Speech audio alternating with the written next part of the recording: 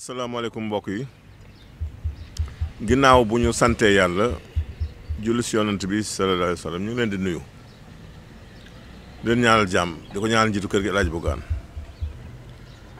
maa ngi nuyu Sénégal yëpp nag di ci jiital Cheikh Mbacké Ndiaye si Pikine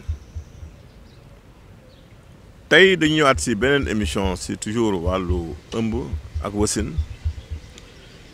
ginnaaw bu ñu ñëwee si émission bi passé wax leen datu accouchement bi muy bis bi ni ñuy calculer bis bi jigéen ji wasin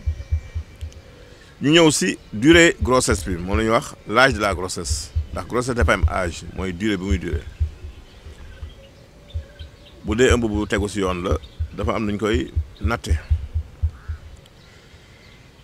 ñu ngi koy natt nag si ay semaine de 7 jours léegi dem defee ko ñu la yaa ngi 7e semaine nangami jour et cetera kon par semaine de 7 jours lañ koy natt ma jox exemple rek pour ki nga xam ni moom lañ wax ni dernier jour règle am mi ngi nekkoon le 25 mai 2000 mooy premier jour dernière règle yi léegi ni ngay def mooy mois de mai bi ngay commencé compter mais mois de mai bi da ngay xool calculer ñaata jour nga fay jël comme le 25 mai moo nekkoon date dernière règle am da ngay def léegi 31 moins 25 mu des 6 kon 6 jours ngay jël si mois de mai bi lu bokk si ëmb bi ngay additionné nag weeri stop soo ñëwee si mai lu stop juin la juin 30 jours la nga jël 30 kon juillet nga jël 31 août nga jël 31 septembre nga jël 30 jours octobre nga jël 31 novembre nga jël 30 jours décembre 31 janvier nga jël 31 jours mais janvier 2021 bi lay nekk février nga jël 28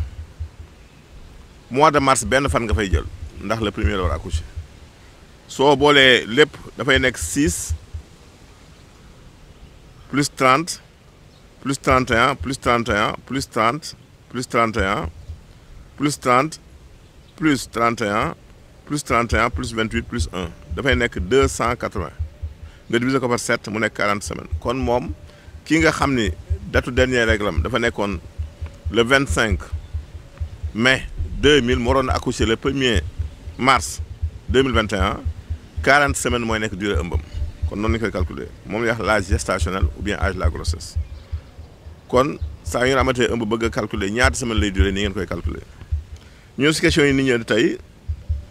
ku njëkki daal nee na moom bët yi metti moo ko sonal bët yi metti utal xobu daxaar da ngay tibb sa loxo ba mu feesee nga baxal ko si litre ndox su baxee 5 minutes nga segg ko di ko sëlmoo da nga si njëkk a suuru ba xool si ba ñax wi dugg la nga koy sëlmoo si kàttanu yàlla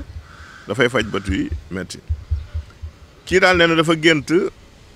maanaam di kabina ba taxal si yaramam kooku daal perte d'argent la dina am xaalis booy ñàkk de waaw xamul nag noo koy ñàkkee da nga ñàkk xaalis moom dina génn si yow ñun tàggu fii